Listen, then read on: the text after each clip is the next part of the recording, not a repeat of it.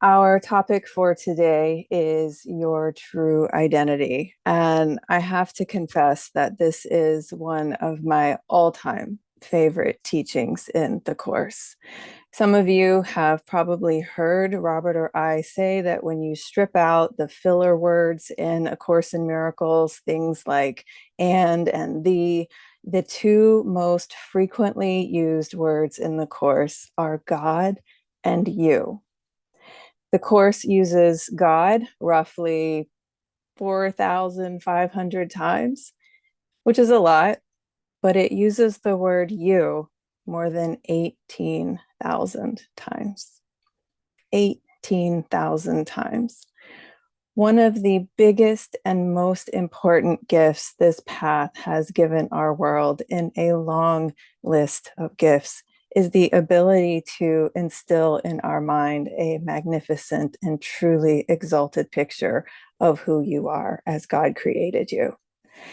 If you've been here at the circle for some time, you are no doubt already familiar with that language, who you are as God created you. We say that pretty much daily around here, along with phrases like who you are in your true nature and your invisible divine reality, and so on. And all of it basically means the same thing because all of it boils down to different ways of saying your true identity. And just as a quick aside, another phrase we say all the time around here is look beyond. You'll hear that a lot. The course is forever asking us to look beyond the ego, to look beyond the body when it talks about forgiveness, when it talks about healing, when it talks about what it means to see with vision and so on, and what we're supposed to see when we look beyond is true identity. So this idea of getting this new picture of who we are in our mind and who everyone else is in our mind is absolutely everywhere in the course. It is such an important teaching for us to understand, but it's also one of those things that we recognize can feel abstract and it can feel distant and maybe not so connected to our everyday lives, but it doesn't have to be that way. I'm sure you already know your true nature is spirit. You don't need me to tell you that. But what I can help you with today, and what the course is helping all of us with, is understanding what it actually means to live from a place of recognizing your true identity and how that can impact and affect our everyday lives. That's what today's message is about. So, in our time together, what I'd like to do is I'd like to give you an overview of where we currently look for our identity and why that doesn't work, what the course says about who we really are, the ways in which we push that identification away, and the ways in which we can get closer to actually experiencing ourselves in our true nature as God created us here and now. Workbook lesson 139 in the course says there is no conflict that does not entail the single simple question, what am I? No conflict that does not entail the single simple question, what am I? And as I think Robert said in his intro, this is one of the greatest questions of our lives. We chase this idea of what am I, who am I throughout our entire lives. And so my hope is that today we can get a few steps closer to discovering how the course answers this question once and for all. As I mentioned, though, I want to start with where we currently look for our identity, because typically when we're trying to figure ourselves out, it's not God we're looking to for the answer, it's to the world. And this is never a good idea because when you ask the world to tell you who you are, it will. And that never ends well for us. In fact, we don't even realize the game that we're in here in this world, but the Course says it goes something like this. It says that we live in a world where everyone is measured through the lens of what the world considers to be valuable. This is obviously a huge bucket of things, but the Course specifically mentions the things the world values as power, fame, money, and physical pleasure. And so if we look to the world to define ourselves, we will continually be chasing after these goals, the world's goals, to teach us who we are. So that's number one. The world judges worthiness based on what it considers to be worthy. The Course says that the world was made by our ego. And what is the ego, if not a thought of separation and attack? And so if the world was made by separation and attack, then what else would you expect to have here but competition and attack to see who can achieve more of the world's goals? So if we buy into all of that, now we're in trouble because we've set up a world of separation and competition, but we don't like feeling at the effect of a separate, hostile, and competitive world. And so this is where the ego steps in. The ego steps in and it says, don't worry. All you got to do is identify with me and I'll keep you safe here. And so rather than thinking, wait a second, the thing that made the game of this world that's causing so much trouble is the very thing that's rigging it. So what made the game is rigging the game, but we don't think that. Instead, we think, okay, we want to be safe. And so we fuse ourselves and our identity with the ego. And now the ego's got us because now we think we are the ego. And so its goals become our goals. Its values become our values. Its methods become our methods. And that's what we think is real about us.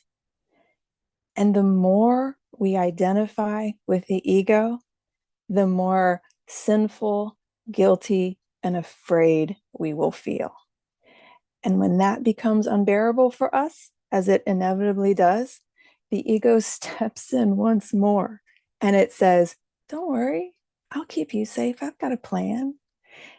But what it doesn't tell you is that its plan for keeping you safe is to make other people feel sinful, guilty, and afraid. So it wants to make you feel less sinful, guilty, and afraid in this world by making other people feel that way, which only makes you feel more in need of protection from an attacking world. And the cycle starts again. That is the ego's game here. It is a closed loop of getting you to identify with it, which causes you pain, which causes you to lean on it and identify with it, which causes you pain. And the cycle goes on and on and on. Such is the world we have made. Now, as you'd expect, after laying out this picture of the world, the Course has some things to say about how we can get out of it. From a Course perspective, when we adopt the ego's identity as our own, we're looking to something unreal to tell us what is real about ourselves. And that is insanity. This is the language the Course uses, insanity. And in fact, in a section called The Insanity of Adjustment, the Course says, take not the judgment of the world as the answer to the question, what am I? And then that same section compares the ego to a stranger that has wandered carelessly into our mind. And it has this great line, ask not this transient stranger, who am I? He is the only thing in all the universe that does not know. So in other words, the ego has wandered into our mind and we're asking the ego who we are. And it's the one thing in the universe that doesn't know. And that section, the insanity of adjustment, goes on to say, it is he, meaning it is the ego you asked, and it is to his answer that you would adjust.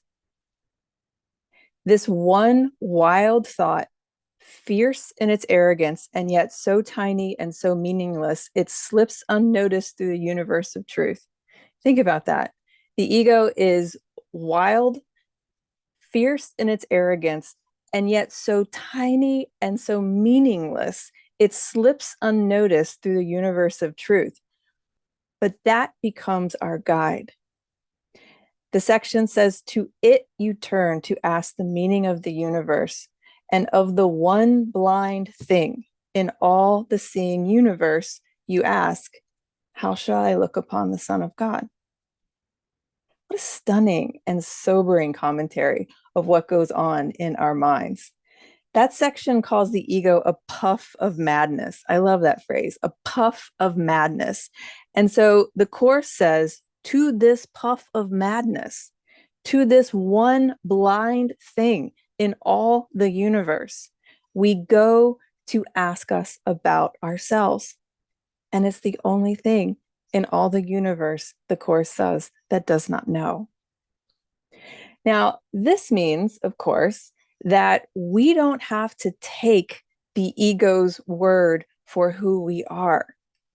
We don't have to believe it when it says you haven't achieved enough and so you're not valuable, or you're just a body with all of the body's diseases and imperfections, or you're the harmful things that you've done to other people. You're the harmful things that other people have done to you.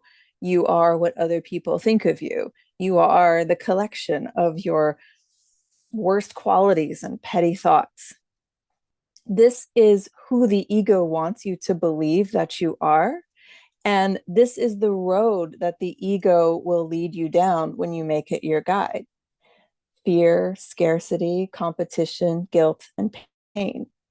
And even when the ego takes you down the other road, where you're thinking that you're achieving all of these worldly goals, you're getting the things that you want, all the good things that the ego tells you that you are, same road leads to fear, scarcity, competition, guilt, and pain. We are trapped either way, whether the ego tells you how bad you are or the ego tells you how good you are.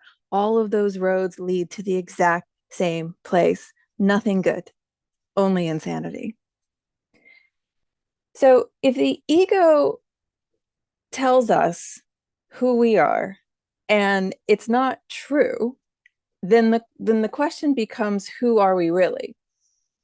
And lesson 91 of the workbook says, what you think you are is a belief to be undone, but what you really are must be revealed to you. So thinking we're the ego is a belief to be undone, and now we have to have the truth revealed to us.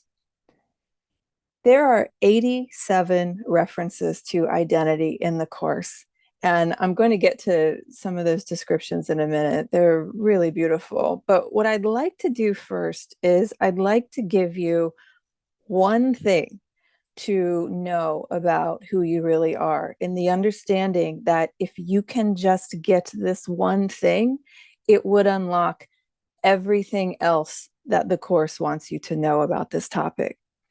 And so for that one thing, I want to take you to lesson 35 in the workbook. That is, my mind is part of God's. I am very holy. Lesson 35 says, the idea for today presents a very different view of yourself. By establishing your source, meaning your source as God, it establishes your identity and it describes you as you must really be in truth. So right there, you have everything you need to know about your true identity.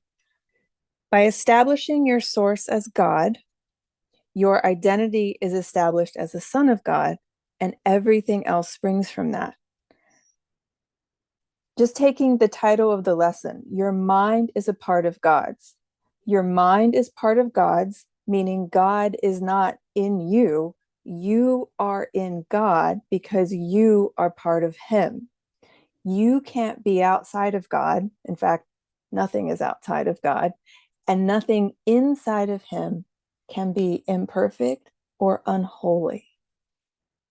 So, what that means is that you are very holy, or more specifically, your mind is very holy because God created you from his holiness and his perfection. So, whatever you think you are, or whatever your ego or someone else's ego tells you that you are, God is your source. And he's the one who has the first and the final say about who you are.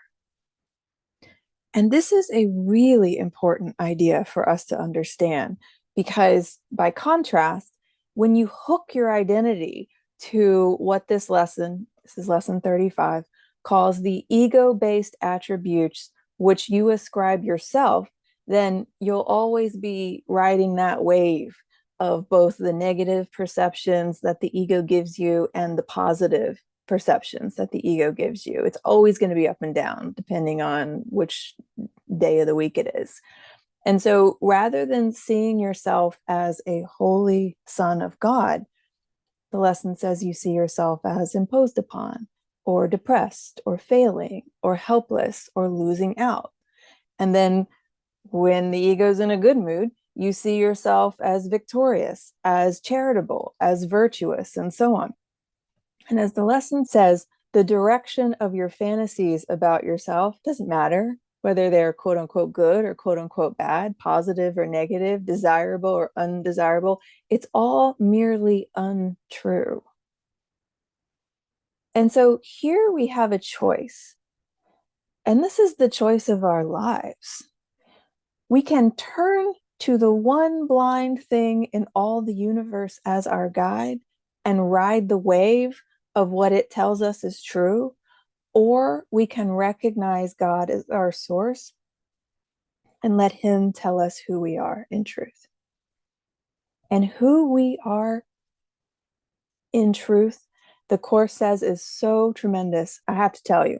So I didn't want, there's 87 references to identity in the Course, and I had a hard time just trying to pick out like what is, they're just so good, but I want to share with you some of them.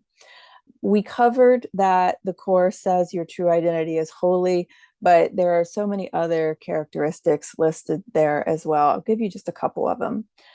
The Course says your true identity is not a body, but spirit. And not just a spirit, but one that is endowed with all of God's attributes, including love and peace and joy. And because your identity is spirit, that means that it's as boundless as God's. It's extending forever in perfect peace, and it's in heaven. The Course says that God and the Son are in heaven, and since your identity abides in them, where they are, you must be. And that means that your true identity is eternally shared with God. And the Course says it's impossible that God could ever change himself. Therefore, it's impossible that you could ever lose your identity as part of him. And in addition to that, your true identity is also shared with all living things. So throughout the Course, we're reminded that we only know our identity as we know our brothers. It says, remember that your identity is shared and sharing is its reality. So our identity isn't just part of each other, it's dependent on each other. And there's that interrelational aspect of the Course again. And that is just quite a list. Think about yourself this way. I'm sure you probably never have, but you in your true identity are holy. You are spirit that is lovingly endowed with God's love and peace and joy.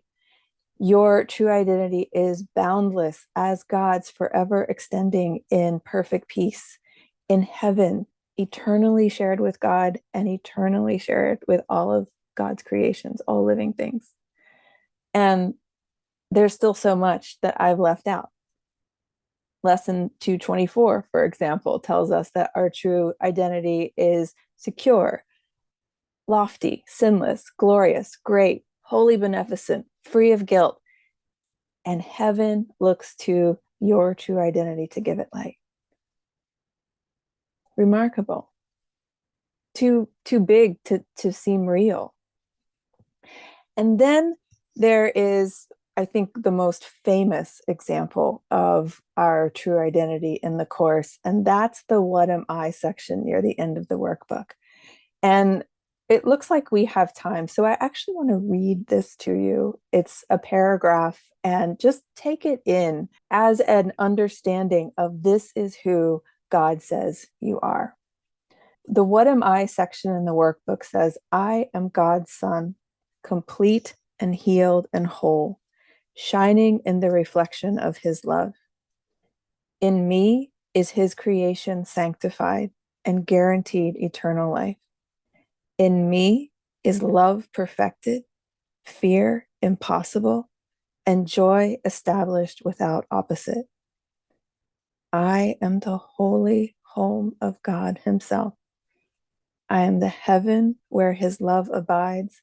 I am his holy sinlessness itself, for in my purity abides his own. Have you ever thought about yourself that way?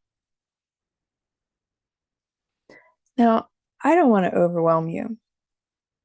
There's a lot here. But I do want you to understand the extraordinary picture the Course is giving us about who we really are. And the last thing I want to cover, and I'll do this quickly, fairly quickly, is that I want to share with you how the Course says that we push away that experience of who we are and how we can let it in and let it work through us. Because if we really understood all that we are, all that the Course says that we are, all that I just read to you, if we really let that in, we would have completely different lives, but we don't. So what's happening there? So the Course repeatedly says that we lose our sense of who we really are. And that language is really important. We never actually lose our true identity. I hope you've gathered that by now. We can only lose sight of it.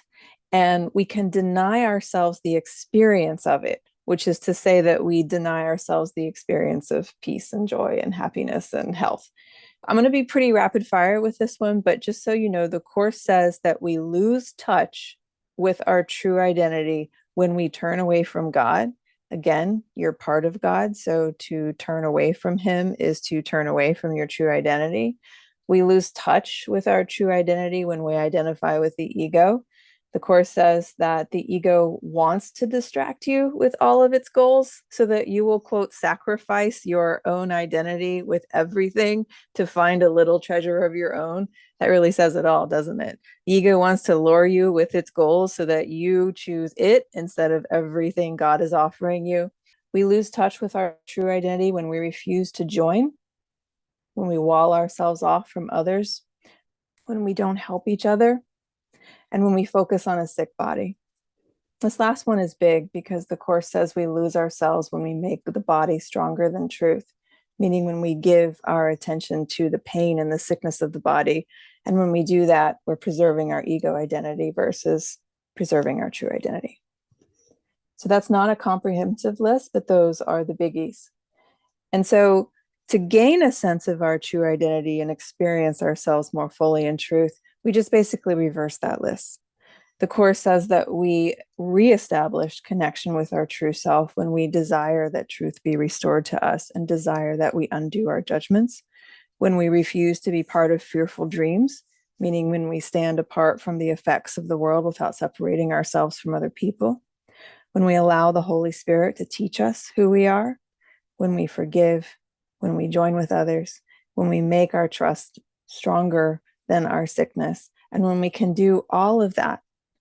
And guess what happens? There is something very real and very palpable that happens when we make those choices. We know ourselves as love. We experience more love in our minds and in our hearts. And then from that place, we respond to the world with love.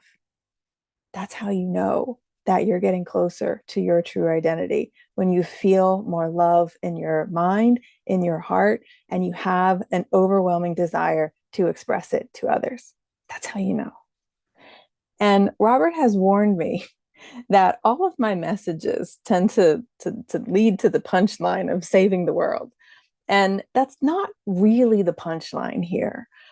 What I really want you to understand is this exalted picture of your true identity that the Course gives us. You are never called anything other than a son of God in the Course. There's nothing about your nature that is marred in the Course. We have behaviors that can get us in trouble, but when it comes to the core truth of who we are, the Course never says anything negative about it ever. And so while the message here is about that and not saving the world, I think there's one thing that's really cool that I want to share with you. I can't resist adding that when you do this search for identity, what happens very often is that the word miracle will appear in the same paragraph. And you can do this yourself in the app. And we know that a miracle is an expression of love. The primary definition of miracle in the Course is an expression of love. And so when you know your true identity, it's paired with expressing it as love. And very quick example from lesson 77, I'm entitled to miracles. The Course says, and you will offer miracles because you are one with God. There's that idea again. Again, how simple is salvation? It is merely a statement of your true identity. Isn't that great? You will offer miracles because you are one with God, and that's a statement. The love you give is a statement of your true identity. Remarkable. It is such a beautiful picture. And so you can take God's word for who you are, God's word alone. And when you do that, you can go through life differently. All of that self-doubt that we carry can just fall away. All of that anger and judgment that we harbor can dissolve. All the grief we feel about what's been done to us and how we've been treated can just disappear. All those love-hate relationships that we hold can turn into harmonious relationships. We can smile at people when we see them. We can let go of meaningless anxieties. We can see only love and what is lovable. And we can walk in the world knowing that there is no death, just an ending to this dream that we made. We can have what the Course calls the calm of quiet certainty. Carla in her prayer called it the stately calm within. It's this language that the Course uses. That stately calm, that quiet of calm certainty, that's what you have when you know who you really are.